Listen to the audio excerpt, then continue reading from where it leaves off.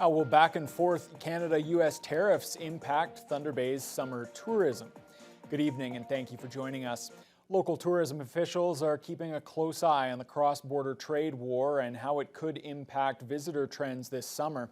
Tourism manager Paul Pepe appeared before City Council last night to provide an update on the 2024 season, but council members had more questions about 2025 and how fraying US-Canada relations might affect the industry. Jonathan Wilson reports. Tourism Manager Paul Pepe and CEDC CEO Jamie Taylor appeared before City Council to share good news about local tourism trends in 2024. 16 cruise ship visits brought in more than $4 million in economic activity, and hotel stays were up significantly, leading to municipal accommodation tax revenues surging to over $3.5 million. But in 2024, we saw a 17% increase in municipal accommodation tax revenues brought in as a result.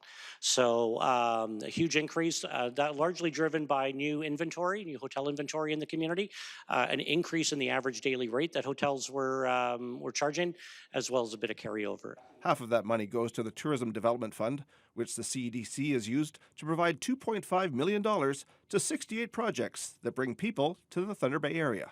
But City Council members were more concerned about the outlook for 2025 and how the trade war will impact visitor trends.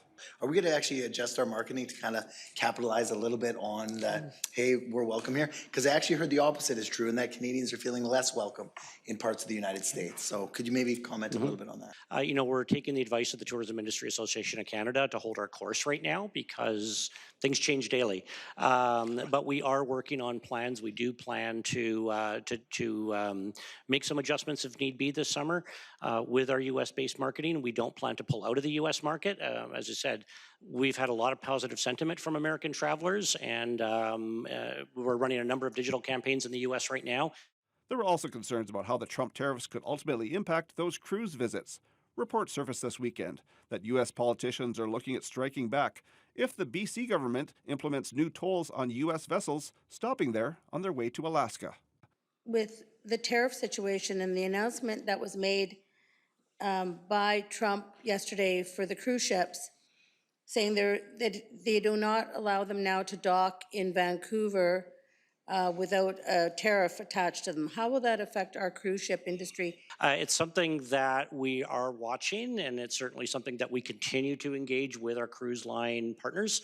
We have 3 operators calling on the city. We're in regular communication with them, and right now we're watching the scenario. Certainly, we'll see what sort of economic impacts that has on them and their operating and how they respond. But we don't have much more information than what we've just heard in the last couple of days.